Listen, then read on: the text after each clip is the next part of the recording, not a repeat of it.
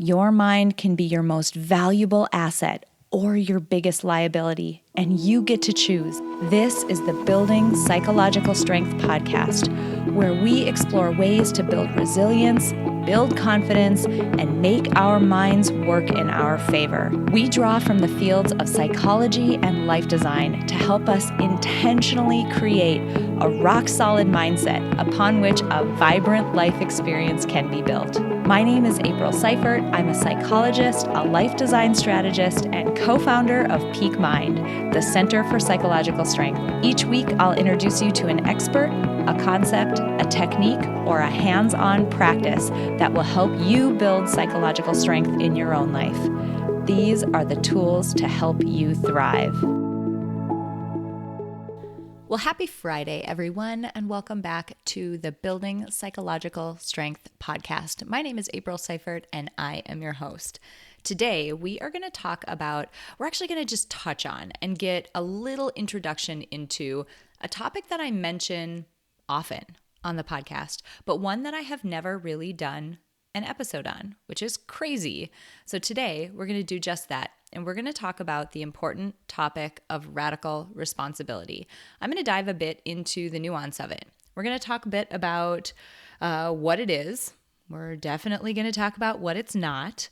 We'll go over some reasons why it is extremely important to cultivate it in your life.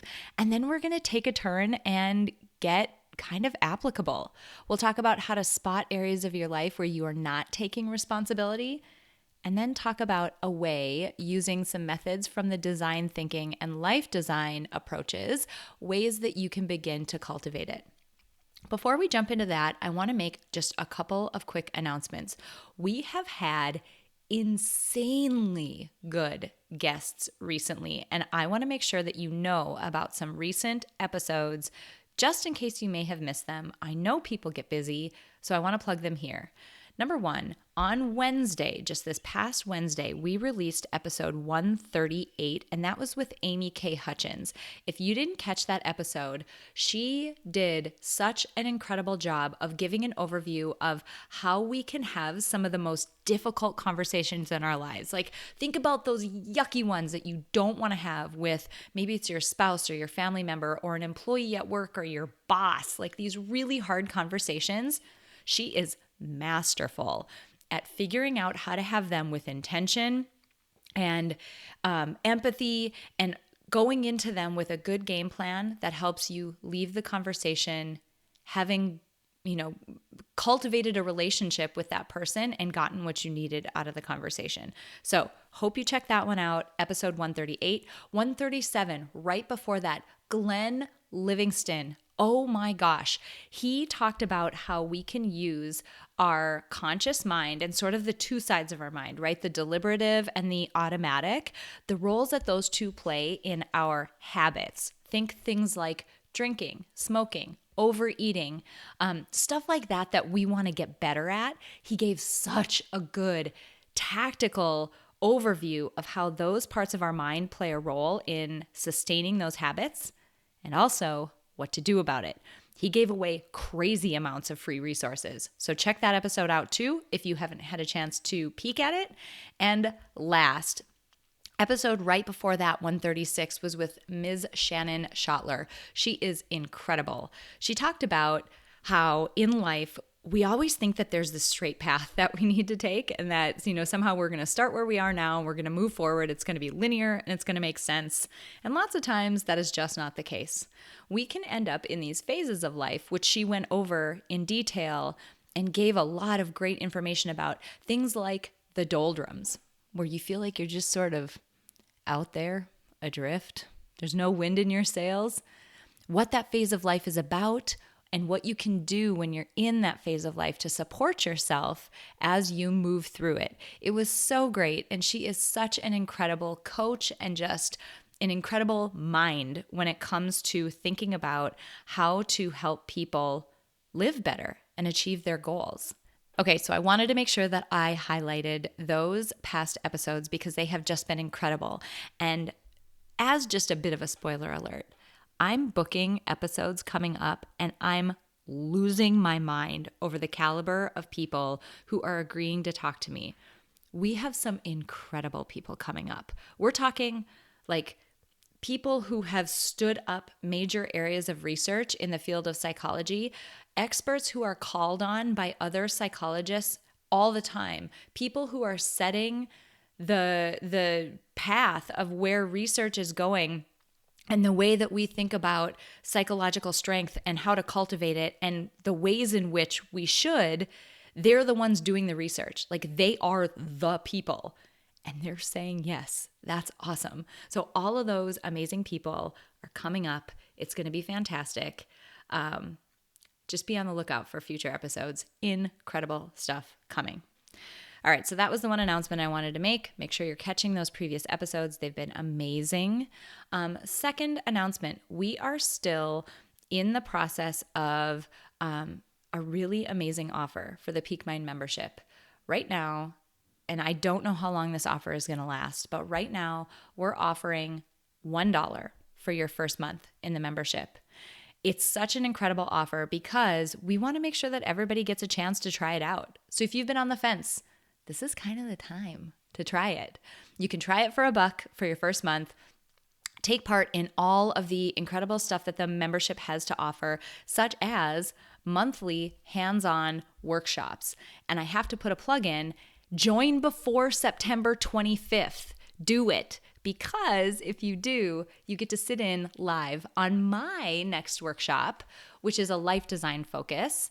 And we're talking about creating a customized, individualized, but very powerful morning routine. We're going to go behind the research behind why it's important. We're going to talk about how you individually, I'm not going to give you a routine. I'm not going to tell you what I think you should or shouldn't be doing. You are going to dig into yourself and your goals and how you want your day to feel, and you're going to create your own on that live workshop.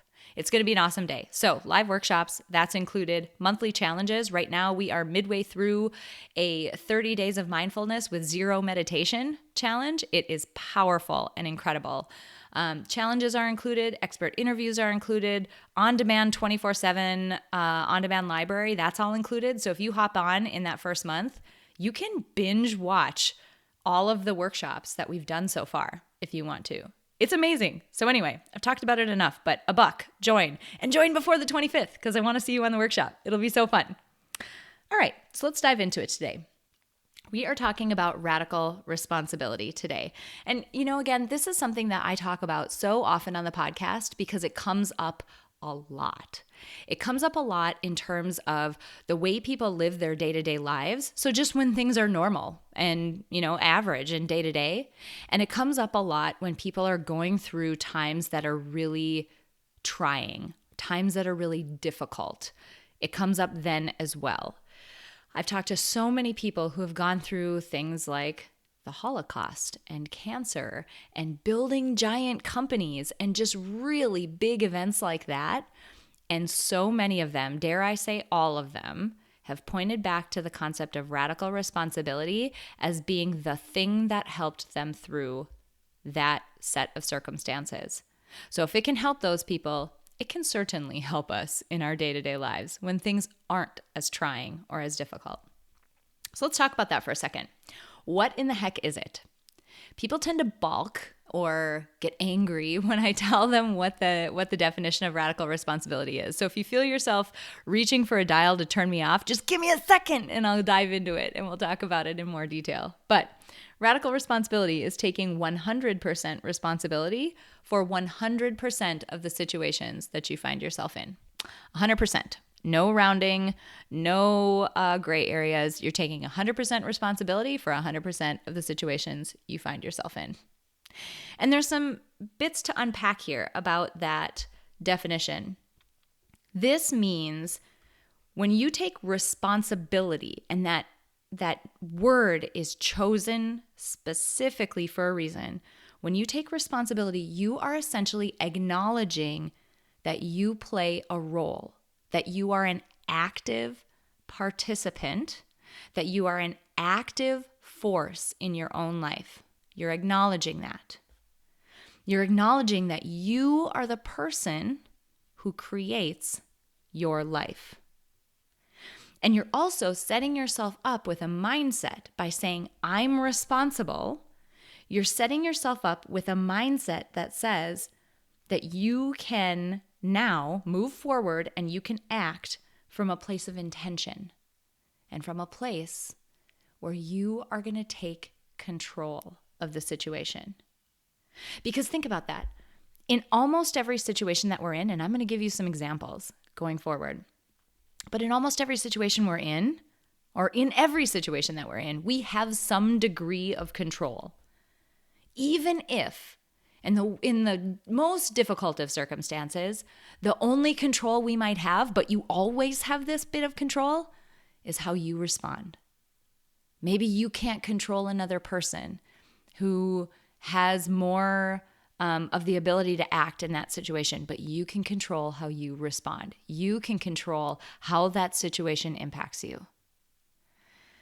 Let's talk about what radical responsibility is not, because this is the part that I think a lot of people miss, and this is the part that gives them that knee-jerk reaction where they want to turn me off when they're listening to me in their car. Radical responsibility, and again, we choose the word responsibility for a reason. Radical responsibility is not blame, it's not guilt, and it's not being at fault. So taking responsibility for the situation you're in does not mean that you are to blame for getting yourself there. It does not mean that you are at fault for the circumstances that led to you being there. It does not mean that you are guilty in some way because of the situation that you're in. And the reason for that is the way that I think about radical responsibility and the way that I teach it when I teach life design type courses or workshops or life design lab is that radical responsibility is not a backwards looking thing. Fault, blame, guilt, those are feelings that look backwards. They say, you did something that got you here. Now, maybe that's the case in some cases, right? Maybe that's the case to some extent. But the way that I teach radical responsibility is that it is a forward-looking thing. Here you are. You're in this situation now. We're not going to worry about how you got here. We're not going to worry about who's at fault, who's to blame, who the other actors are. You're here now. You are responsible for what happens going forward. And that's why I can say 100% responsibility 100% of the time. Because what you're saying is, here I am going to take control and I am going to decide what this path looks like going forward. So people have a difficult time with that because, they'll come up with things like, when they don't understand this nuance between looking backward and looking forward, they'll come up with examples like a divorce. My spouse, what if somebody's spouse cheats on them, right? And then they end up getting a divorce and that person, it wasn't their fault that their spouse cheated on them. And you're saying that they're to blame for something that somebody else did. And here they are in this situation.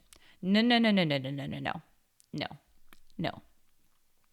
You're not necessarily at fault or to blame for what got you there. But here you are. Here you are in a situation where, going with that example, your spouse has cheated on you and left you. Your happiness, your contentment, what happens from that point forward is up to you. Because think about it. That spouse who just cheated on you and left you, are they coming back? Are you willing to wait around? And are you willing to put the fate of your own life and your own happiness and your own contentment in that person's hands? Are you willing to relinquish that kind of control? I know I'm not. No way. But people have a difficult time with the word responsibility because it implies that you are going to take an active role in what happens from this point forward. And they have a difficult time because it can be terrifying to take responsibility for the path forward, because if it goes well, it's on you, but if it doesn't go well, it's on you. So really what this concept is asking you to understand is that you are the designer of your own life. You are at the center of your own life. Everyone else has their own lives to deal with. Yes, you may have important relationships. Yes, there are other people to consider, but those people have their own lives to deal with. You are at the center of yours. And you and only you can take responsibility for that. And here's why this is so important. Think about what it means if you don't. Think about it for a second. You're essentially saying that, no, I realize I could take control here, but I'm not going to. I'm going to relinquish that control and I'm going to give it to someone else. Or I'm going to give it up to circumstances. That is the easiest way to fall into a victim mindset, which does not serve anyone, ever. To live your days in that victim mindset, it doesn't serve anybody. And so by relinquishing that control, by not accepting radical responsibility for your life, you're accepting a role as a victim. You're giving up the control that you could take, and you become a passive person in your own life. And if you're not going to be the active person in your life, who is? It's your life. Let that sink in for a second, right? What are you giving up by not taking radical responsibility for your own life? You're giving away that control.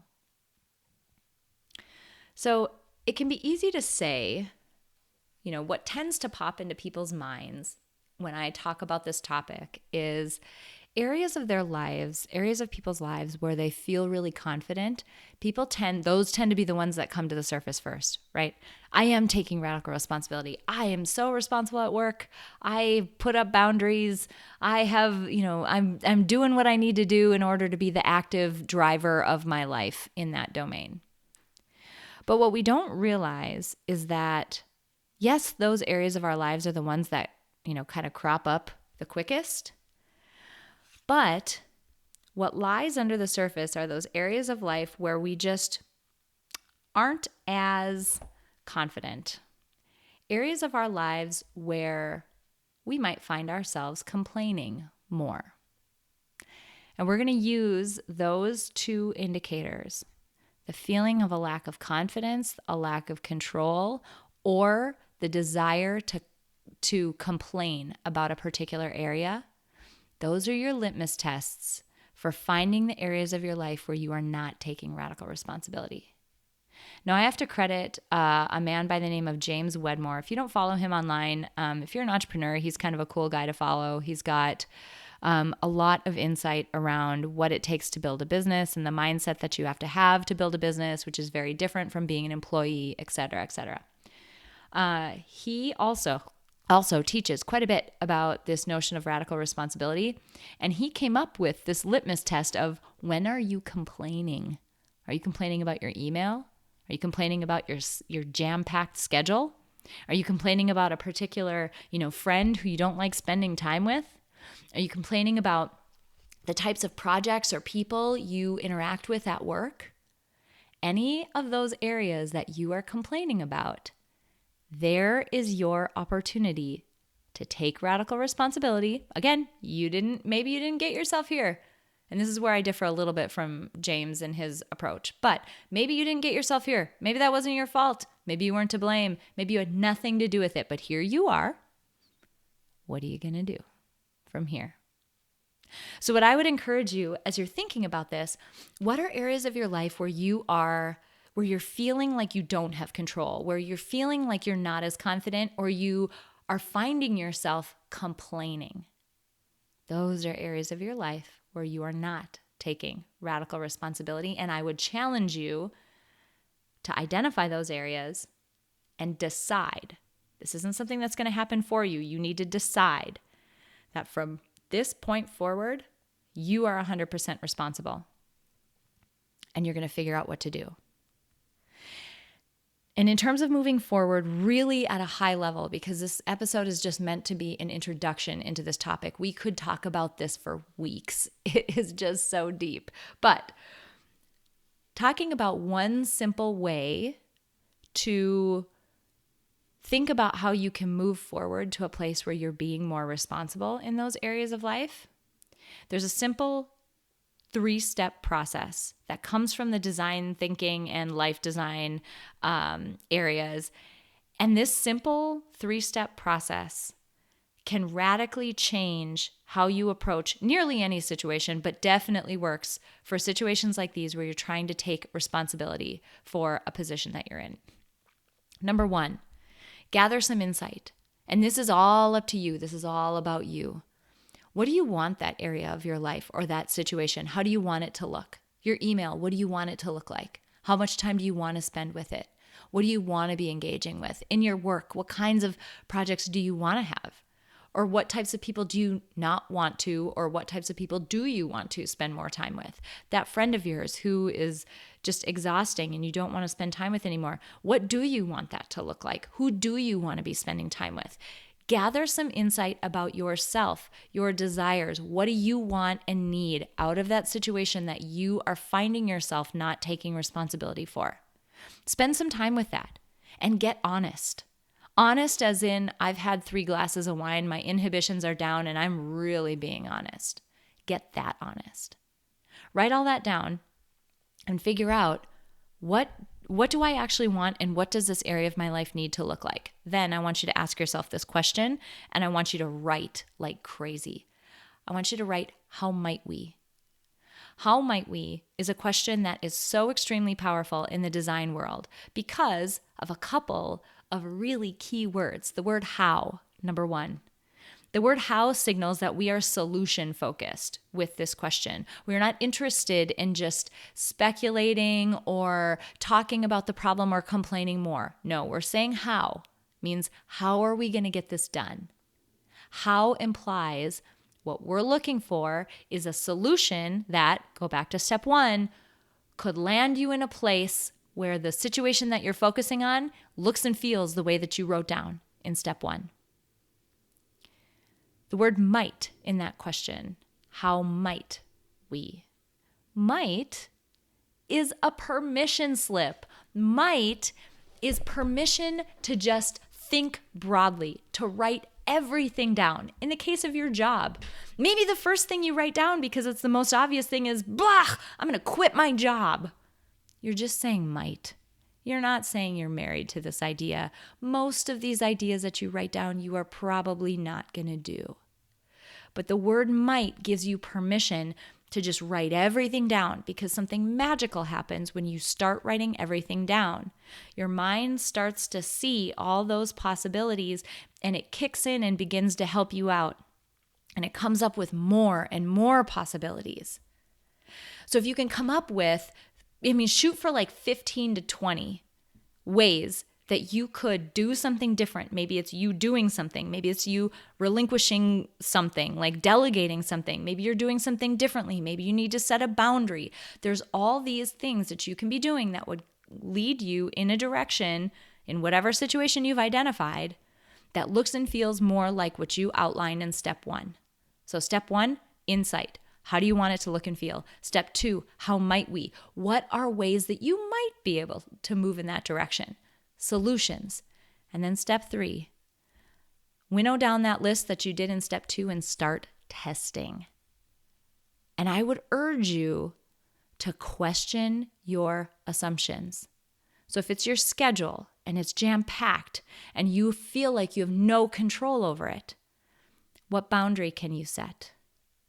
Can you decide people don't get to book with you before a certain time in the morning? Now your initial reaction might be, oh, April, I can't do that. Question that assumption. What if you did? What if you tried it? It's amazing what happens when we assume that other people are going to freak out about a situation and then we just test a little boundary. We just put a little one out there. More times than not, people don't even question it. They're like, oh, okay, cool, that doesn't work for you. Well, here's another time that might work. It's amazing. Question your assumptions and just test. Put little tests out there and see if it works. And when you do those tests, circle back to step 1. Now that I've put this boundary in place, is that helping me to feel the way that I wanted to feel in step 1? Now that I've started scheduling my own time for work time on my calendar so that no one else can book with me at that time, is that helping me feel the way that I needed to feel in step 1? When I put a limit on how often I see that person who is draining and just doesn't allow me to, show up in life as the person that I want to show up as, now that I've limited that amount of time, is that helping me feel more like I wanted to feel in step 1? My emails. I've developed a set of email signatures that replies to a set of common questions that I get, and it makes it really easy for me to send a really thoughtful reply to people when they ask me common questions. Thank you, Michael Hyatt, for that one.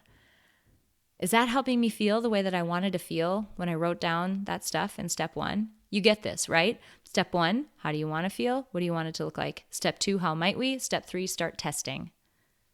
And you iterate from there. The design process is so beautiful because it allows for tests and failures and adjusting course and learning and growing. But think about if you did this today. We are now in September, right? Do not wait for January to set some New Year's resolution that you're going to take control of your life. It's September 13th. It's Friday the 13th. Do it today. What if you started today? What if you identified those areas of your life where you're feeling out of control, or you're feeling like you need to complain, or you're feeling like you just don't feel confident? What if you identified those areas today and you started experimenting? What would your life look like by January? Maybe you still set a New Year's resolution in January, but it is markedly and meaningfully different because you've done some of the work already. This process is so powerful. It will set you free. I continually do this process on myself, on my own life, because it's not something that you do once and you're done. It's something that constantly evolves over time. And as your responsibilities as a person, or your family life, or your job, or other things change, you may find things shifting, but it's one to always come back to. Come back to this episode, revisit what these definitions are, revisit how this looks and feels, revisit the process that I laid out for you. And if there's other people in your life who you feel like might benefit from taking stock of their life with a process like this, I urge you to send this episode to them. Taking 100% responsibility for 100% of the situations I found myself in was one of the most powerful things I've ever done in my life. Because you rid yourself of feeling like a victim going forward. And this has included some of the most difficult things that I've ever been through. You rid yourself of feeling like a victim, and you no longer give control that you could have, the active participation that you could have in your own life. You are only getting one. You only get to be here once. Don't give away that control and the ability to be that active participant in your own life. Don't give that away to someone else, or worse, leave it up to circumstances. Play an active role in your own life. Accept radical responsibility as the way that you live, and take 100% responsibility for 100% of the situations you find yourself in. All right, I hope this episode was helpful. It is a very quick introduction to the concept of radical responsibility, how to figure out where it's happening in your life, and ways to start cultivating it. We are going to continue to have this conversation more and more as this podcast goes on, because it's such a transformative, powerful concept that I want everyone, if there's one gift I could give you, it would be this. I want everyone to be able to be that active participant in their own lives, because the one life that we have is the biggest gift we're ever going to have. And so many other people don't have that gift right now. So you have the opportunity today to start working on this. And again, think of where you're going to be in a few months when it's New Year's resolution setting time. How much ground could you cover between now and then? All right. Enjoy your weekend. Have an amazing weekend. Do something intentional. Think about how you want to feel this weekend and go do something that will make you feel that way. Go live your life and be that active participant. And I'll see you back here next week with another amazing interview. There are so many good people coming. I can't wait. I can't even stand it. All right, you guys, enjoy your weekend. It's a simple fact that nearly everyone in the world could benefit from building psychological strength. But not everyone will put in the time and effort to do so. But today you did. Thank you so much for listening to this episode of Building Psychological Strength. Now, if you're interested in building the mental toughness, confidence, and resilience you need to thrive through life's ups and downs, visit us at www.peakmindpsychology.com. Also, if there's someone in your life who could benefit from this episode, please share it with them. And if you yourself found this episode valuable, meaning if you took away even one insight that you can use to build psychological strength in your own life, we would so appreciate it if you would drop us a rating and a review on iTunes. The thing is, the more ratings and reviews we have, the easier it is to get this powerful and important content out to the people who need to hear it. Remember, your mind can be your most valuable asset or your biggest liability, and you get to choose. So choose wisely, my friend. And I'll see you next time on Building Psychological Strength.